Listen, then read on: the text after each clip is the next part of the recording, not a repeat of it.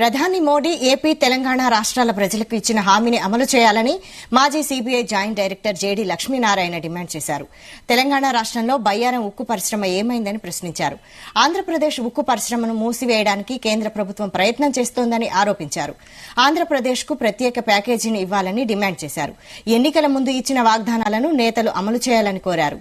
రాజకీయ పార్టీలు రాష్ట్ర అభివృద్దికి పాటుపడడం లేదని ఆయన విమర్శించారు. ఆ తర్వాత ఏ విధంగా పార్లమెంట్ లో జరిగిన చర్చలు, ఆ తర్వాత విభజన చట్టం, ఈ 10 సంవత్సరాల్లో ఏమైంది అని మనం అందరం కూడా చూస్తున్నాం. ఏదైనా ఒక చట్టం చేసిన తర్వాత అందులో ఇచ్చిన విషయాలు ఒక 6 నెలల్లో తీర్చాల్సిన బాధ్యత ప్రభుత్వం మీద. కానీ 10 సంవత్సరాలు అయినా కూడా ఇంకా ఈ విషయాలు ఏమాత్రము తీర్చకుండా, ఏమాత్రము వాటి గురించి ఆలోచించకుండా చేస్తున్న ప్రభుత్వాల యొక్క మోసపు మాటలు, ప్రభుత్వాల యొక్క అన్యాయాన్ని ప్రజలకు తెలియజేయాలన్న ఉద్దేశంతో 13 కోట్ల తెలుగు వారికి ఏ విధంగా మోసం జరిగింది అని ప్రజలకు తెలియజేయడానికి ఈరోజు ఈ ప్రెస్ కాన్ఫరెన్స్ ఏర్పాటు చేయడం జరిగింది. ఎందుకంటే ప్రజల్లో చైతన్యం కావాలి.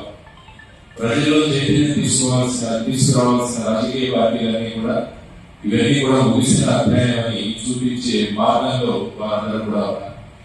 ఆంధ్రప్రదేశ్ రాష్ట్రానికి ప్రత్యేక హోదా గురించి మాట్లాడడానికి సిద్ధంగా అధికారంలో ఉన్న వారికి సిద్ధం అంటూ ఎలక్షన్ల గురించి మాట్లాడుతున్నారు.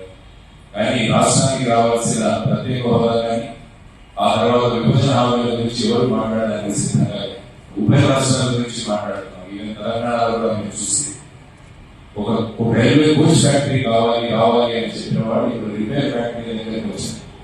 6 నెలల లోపల సేల్ అనే సంస్థ ఖమ్మం జిల్లాలో స్టీల్ ఫ్యాక్టరీ పెట్టడానికి ఏ విధమైన పరిస్థితులు ఉన్నాయన్న దాని గురించి సమగ్రంగా విశ్లేషించి